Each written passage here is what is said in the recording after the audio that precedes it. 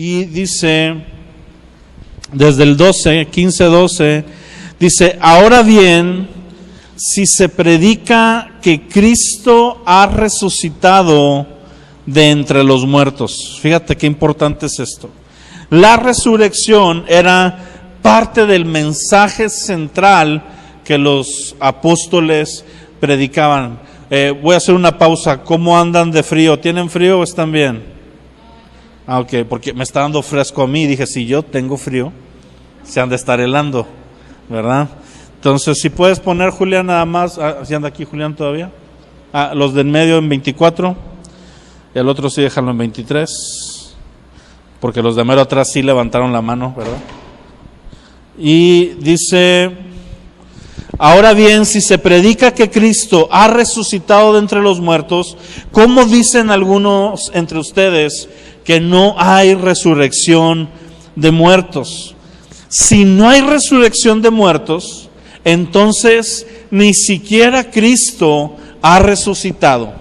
Y si Cristo no ha resucitado, vana es entonces nuestra predicación y vana también es la fe de ustedes. Aún más, somos hallados testigos falsos de Dios, porque hemos testificado contra Dios que Él resucitó a Cristo, a quien no resucitó, si es que en verdad los muertos no resucitan. Pues si los muertos no resucitan, vuelve a remarcar Pablo, ni siquiera Cristo ha resucitado. Si Cristo no ha resucitado, tu fe es falsa y todavía están en sus pecados. Entonces también los que han dormido en Cristo han perecido. Si hemos esperado en Cristo para esta vida solamente, somos de todos los hombres los más dignos de lástima. Qué increíble declaración que hace el apóstol Pablo. El apóstol Pablo dice: si la resurrección de los muertos no fuera cierta, Cristo no hubiera resucitado. Está haciendo como que ciertas lógicas. Y dice: y si Cristo no ha resucitado, entonces nuestra predicación no tiene sentido, es en vano. ¿Por qué? Porque nosotros estamos predicando constantemente que Cristo ha resucitado. Pero no solo nuestra predicación es en vano, tu fe sería en vano, porque estarías creyendo en una mentira. Y si tú estás creyendo que Cristo que Cristo resucitó y realmente no hubiera sido así, dice, sigues en tus pecados. Porque entonces la muerte de Cristo no hubiera tenido ningún sentido. Dice versículo 20, mas ahora Cristo ha resucitado de entre los muertos, primicias de los que durmieron. Es decir, pone un estatuto y dice, la verdad de las cosas es que Cristo ha resucitado. Amén. Y entonces, si Cristo sí resucitó, nuestra fe no es en vano, nuestra fe tiene una razón de ser. Tus pecados y mis pecados han sido perdonados, pero los versículos anteriores dice, si solo esperamos en Cristo para esta vida, somos de todos los hombres los más dignos de lástima. El principio de la resurrección, mi amado, es que nosotros estamos esperando que así como Cristo resucitó, un día todos los muertos en Cristo resucitarán. Amén. Y eso te incluye a ti y a mí. Dile al que está a tu lado, eso es para ti. Sí, si tú y yo morimos antes de que Cristo regrese, vamos a ser resucitados. Las únicas personas en Cristo que no resucitan son los que estén vivos en el momento de su segunda venida. Ahí van a ser transformados. No van a necesitar morir, sino que van a ser transformados. Pero aún en el orden de las cosas, los que son levantados primero son los muertos en Cristo, que resucitan y son ascendidos y les siguen aquellos que están vivos para ese entonces. De tal manera que la resurrección de Cristo y la resurrección que tú y yo esperamos no es un beneficio para esta vida, es el inicio de nuestra vida eterna. Amén. Nosotros somos personas que estamos esperando que lo mejor está por venir. Y lo mejor no lo vamos a experimentar aquí en la tierra. Cuando te quieran vender ese evangelio que está sustentado en riquezas, en posesiones, en triunfos terrenales, tú y yo tenemos que recordar a contracorriente que si bien vamos a gozarnos de ciertas cosas en esta vida, porque tampoco es el evangelio de sufrir aquí para tener gozo allá. No es ese evangelio. Sin embargo, las mejores cosas están reservadas para los cielos. Amén. Están reservadas para nuestra etapa eterna. Ahora acompáñame a Juan 12. Juan 12. Jesús hablando.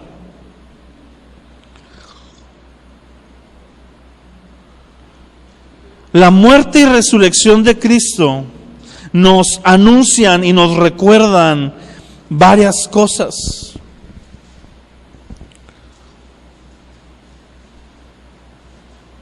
En Juan 12:20 dice: había unos griegos entre los que subían a adorar a la fiesta, y estos pues fueron a Felipe, que era de Betsaida de Galilea, y le rogaban diciendo: queremos ver a Jesús. Felipe fue y se lo dijo a Andrés. Andrés y Felipe fueron y se lo dijeron a Jesús. Y Jesús respondió diciendo: ha llegado la hora para que el Hijo del Hombre sea glorificado. En verdad les digo, que si el grano de trigo no cae en tierra y muere, se queda solo. Pero si muere, produce mucho fruto. El que ama su vida, la pierde, y el que aborrece su vida en este mundo, la conservará para vida eterna. Si alguno me sirve, que me siga, y donde yo estoy, ahí también estará mi servidor. Si alguno me sirve, el Padre lo honrará. Jesús empieza ya a hablar, esto ya está... empieza a ser de los discursos de Jesús acerca de su muerte, y está lanzando un misterio que los discípulos tienen que escuchar y tienen que entender durante cierto tiempo en específico. Este mensaje del grano de trigo era un mensaje que los discípulos se les estaba dando ahí para que lo meditaran, para que los sostuvieran y para que los levantara durante los 3 días que Jesús iba a estar en el sepulcro. Esos 3 días son 3 días cruciales para los discípulos del Señor Jesús. Son 3 días fundamentales donde el maestro es arrancado de los discípulos y los discípulos se quedan con un sentimiento de orfandad. Los discípulos se sienten huérfanos, se sienten indefensos, se sienten desprotegidos, se sienten sin rumbo, se sienten sin dirección. ¿Cuánto nos hemos sentido así en una etapa de nuestras vidas? Por eso este mensaje de la resurrección, por eso este domingo del año a mí me encanta, porque es un mensaje que escuchamos al menos una vez al año. Lo debemos de escuchar más, pero al menos una vez al año, porque sin duda tú y yo vamos a cruzar por tiempos como esos 3 días donde Jesús estuvo en el sepulcro. Ya nuestro Jesús no está en el sepulcro, Él está resucitado, pero a nuestro parecer va a haber veces que cosas en nuestra vida se están muriendo. A veces literalmente y a veces simbólicamente. Y tenemos que recordar que la muerte es necesaria para que ocurra la resurrección.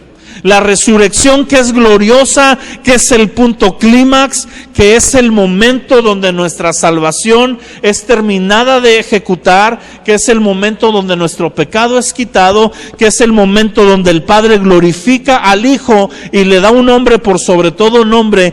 Ese punto clímax necesita forzosamente agonía y muerte. Di conmigo, agonía y muerte. Mira, muchos de nosotros pasamos por procesos de agonía y agonizamos y lo retardamos. Te voy a dar una frase: déjate morir. No agonices de más, no retardes el proceso de muerte en las áreas que necesites morir. Dice Jesús: si el grano de trigo no cae en tierra y muere, queda solo. ¿Para qué nos sirve un grano de trigo que no está siendo plantado y que no está produciendo más trigo? Pues para nada. Un grano no te quita ni el hambre. ¿Sí me entiendes eso? Un grano, si solo tienes un grano, el propósito de ese grano debe ser que se siembre, que se multiplique y que entonces ya multiplicado pueda saciar, pueda alimentar, pueda producir. Pero un solo grano no nos sirve de nada, necesita morir. Y Cristo usa esa frase: el grano que caiga y muera. Pudo haber dicho que dé fruto, pudo haber dicho que sea plantado, que germine, pero no, Jesús a propósito usa esa frase porque Él es el grano que va a estar dentro del sepulcro, va a estar en la tierra y va a haber muerto para producir, dice aquí, mucho fruto. El grano, los que saben un poco de agricultura, se tiene que romper, se quiebra, se revienta. A eso se le llama cuando el grano muere. No es cuando se planta, cuando tiene el efecto de dar fruto. Es cuando ya plantado, ya que ha sido regado, ya que ha sido tratado, va a romperse desde adentro, va a quebrarse. La muerte es un proceso de quebranto. Y nuestro Señor, para darnos salvación a ti y a mí, pasó por un proceso de quebranto personal. Se quebrantó, se rompió. Quiero que entiendas esto, porque muchas veces romantizamos la muerte de Cristo y como Cristo era Dios mismo, como que decimos como que si su muerte no hubiera sido una muerte verdadera, como si hubiera sido una pausa. Una vez iba con un taxista, ¿verdad?, en Monterrey, y me dijo, ¿sabe qué? Porque empezamos a hablar de la Escritura. Me dice, ¿sabía usted que Cristo no murió? Dije, ya, esto comenzó mal, ¿verdad? Le digo, ¿cómo que Cristo no murió? Sí, mire, lo que pasa, nosotros no lo podíamos entender en ese tiempo, pero la medicina nos ha mostrado que hay un estado que se llama estado catatónico, que tu cuerpo baja todos los niveles vitales y aparentemente a los ojos de nosotros está muerto, pero no está muerto, es como una pequeña pausa y después de días vuelve. Y eso fue lo que pasó con Cristo. Cristo no murió, sino que estuvo en estado catatónico 3 días. Y yo dije, no, pues pobre hombre, evidentemente este pelado no tiene salvación. Y cuestionando le digo, oiga, ¿y en el estado catatónico qué más pasa? No, nada. Le digo, ¿y si usted tiene una cortada? No, pues ahí sigue la cortada. ¿Y si tiene una herida? Pues ahí sigue. Le digo, pues Cristo resucitó glorioso únicamente con las marcas de los clavos como testimonio de que había sido Él el crucificado.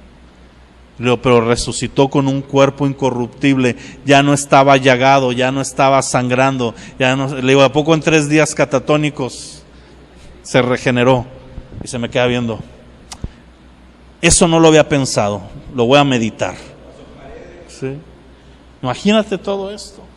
Pero esa es la mentira que él escuchó y que muchos cristianos a veces no terminamos de entender, y es que Cristo efectivamente murió. Y si Cristo, el Hijo de Dios, murió y experimentó 3 días de muerte, ¿qué te hace pensar que áreas en tu vida Dios no las va a dejar morir? Dios deja morir áreas en nuestra vida muchas veces con el propósito de un día levantarlas de la muerte. Hay sueños muertos, hay sueños frustrados, hay proyectos que están ahí, que se quedaron, que para ti están muertos. Y déjame decirte, si realmente están muertos, qué bueno que estén muertos, porque ahí es donde Dios los puede resucitar. Dios no puede resucitar algo que todavía no muere. De modo que si tú y yo en agonía prolongamos el trato de Dios, no dejando que muera del todo, estamos de alguna manera impidiendo que el poder de la resurrección obre, porque el poder de la resurrección solamente obrará en medio de la muerte. En Marcos 16:6, vamos a Marcos 16:6. Los discípulos oyeron este mensaje y andaban agüitados, algunos de ellos. Algunos dudaban, algunos empezaron a regresar, ¿verdad? Vamos a ir ahorita, yo no puedo predicar un domingo de resurrección sin hablar de Lucas, ¿verdad? De los caminantes hacia Emaús, pero Jesús los había preparado, Jesús había dado esa palabra. Y en Marcos 16... dice, pasado el día de reposo, María Magdalena, María la madre de Jacobo y Salomé compraron especies aromáticas para ir a ungirle. Y muy de mañana, el primer día de la semana, o sea el domingo, llegaron al sepulcro, cuando el sol ya había salido. Se decían unas a otras, ¿quién nos removerá la piedra de la entrada del sepulcro? Cuando levantaron los ojos, vieron que la piedra, aunque era sumamente grande, había sido removida. Y entraron al sepulcro y vieron a un joven sentado al lado derecho, vestido con ropaje blanco, y ellas se asustaron. Pero él les dijo, no se asusten. La Reina Valera dice, no teman. Buscan a Jesús Nazareno, el crucificado ha resucitado. No está aquí. Miren el lugar donde le pusieron. Vayan y digan a sus discípulos y a Pedro. Me llama la atención, porque Pedro era discípulo. Pero dice, vayan y díganle a los discípulos y a Pedro, porque ya Pedro andaba ahí con sus rollos, sintiéndose mal por todo lo que había hecho, ¿verdad? Saliendo ellas, huyeron del sepulcro, porque un gran temblor y espanto se había apoderado de ellas. Me gusta cuando el otro versículo que dice, ¿por qué buscan entre los muertos al que está vivo? Dice aquí, ya no está, ha resucitado. Miren el lugar donde le pusieron. Cuando tú y yo dejamos que Jesús obre en nuestras vidas, aún en medio de la muerte, cuando regresemos a buscar aquello que está muerto, no lo vamos a encontrar. Encontraremos el poder de la resurrección. Y el poder de la resurrección nos lleva a entender Juan 11:25, ¿verdad? Si quieres apúntalo. Jesús dice, yo soy la resurrección y la vida. Y eso me llama la atención, porque volvemos a lo mismo. Jesús estuvo dando pistas, estuvo dando joyas, estuvo dando mensajes, como si fuera un rally, mucho antes de su muerte, para que durante el tiempo de su muerte hubiera una seguridad en sus discípulos. Sin embargo, no la encontramos.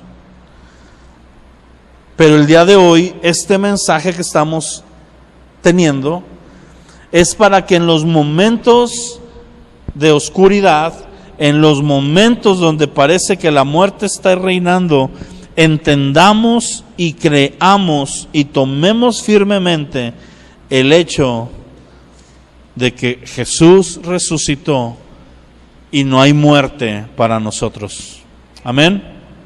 Fíjate lo que dice 1 Tesalonicenses 4:13. No queremos, hermanos, que ignoren acerca de los que duermen. Ya leímos un poco de eso hace rato. Para que no se entristezcan como lo hacen los demás que no tienen esperanza. Es decir, el creyente debe de afrontar la muerte no con tristeza, sino con esperanza. Amén. ¿Cómo es la forma correcta de que el creyente afronte la muerte? No con tristeza, pero con esperanza. ¿Cuál es la esperanza? La esperanza en la resurrección. Entender que para el creyente la muerte, sea natural o sea simbólica, sea de alguna persona que amamos, sea de nosotros mismos, o sea de algún proyecto, de algún sueño, de algún ministerio, de algún anhelo en el corazón, todo esto va a ser resucitado y transformado por nuestro Señor. Versículo 14, porque si creemos que Jesús murió y resucitó. ¿Cuántos creen eso? Dice, si creemos que Jesús murió y resucitó, así también Dios traerá con Él a los que durmieron en Jesús. Por lo cual les decimos esto por palabra del Señor, que nosotros los que estamos vivos y que permanecemos hasta la venida del Señor, no precederemos a los que durmieron, pues el Señor mismo descenderá del cielo con voz de mando, con voz de arcángel y con trompeta de Dios, y los muertos en Cristo se levantarán primero. Lo que hablábamos hace un poco de tiempo. Mi amado, tú y yo no tenemos por qué experimentar la desesperanza de la muerte. Seguramente enfrentaremos la muerte en diferentes términos. La muerte de un ser querido, como te decía ahorita, la muerte de proyectos, de anhelos, de cosas en el corazón y posiblemente, muy posiblemente, nuestra misma muerte. ¿Por qué? Porque la muerte en Cristo no queda en muerte, siempre es resurrección y vida y mucho fruto. Amén. Y eso, te digo, lo podemos aplicar, el poder de la resurrección, a toda área de nuestra vida. Acompáñame a Hechos 3:26. Bueno, desde el 25 dice, y ustedes son los hijos de los profetas y del pacto que Dios hizo con vuestro padre al decir a Abraham, en tus simientes serán benditas todas las familias de la tierra. Para ustedes, en primer lugar, Dios, habiendo resucitado a su siervo, le ha enviado para que los bendiga a fin de apartar a cada uno de sus iniquidades. Hay otra traducción que dice lo siguiente, dice, cuando Dios resucitó a su siervo, lo envió a ustedes para darles bendición y que cada uno se convierta de sus maldades.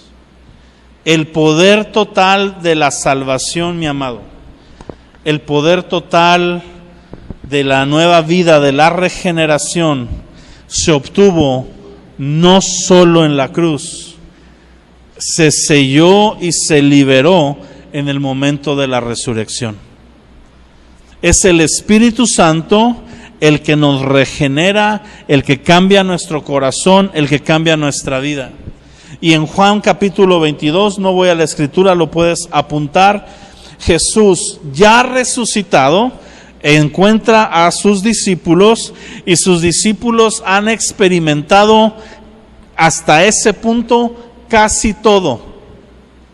Casi todo habían experimentado, habían visto milagros, habían visto señales, habían comido con Él, habían caminado con Él, habían sido enviados a sanar enfermos, ellos mismos habían sanado enfermos, habían visto gente endemoniada ser liberada, habían estado en el proceso de Jesús ya habían visto a Jesús resucitado, pero ahora les faltaba el punto final, la cereza del pastel, la firma del contrato, por así decir, y Jesús los ve y sopla sobre ellos y dice: reciban el Espíritu Santo. ¿Por qué? Porque antes de la cruz no podíamos recibir al Espíritu en nosotros. Éramos sucios, éramos pecadores. La parte de la cruz, la muerte redentora en la cruz, nos limpia y nos da vida eterna y nos prepara, pero la regeneración ocurre como poder de la resurrección. Cuando ya resucitado, ahora sí nos da salvación. Amén. Tú y yo experimentados todo de trancazo, en uno solo, un combo. Ellos tuvieron que ir poco a poquito porque estaban viviéndolo con Él. Pero nosotros tenemos en nuestra vida, en nuestro espíritu, está el Espíritu Santo que resucitó a Cristo de los muertos y quiere cambiar nuestra vida.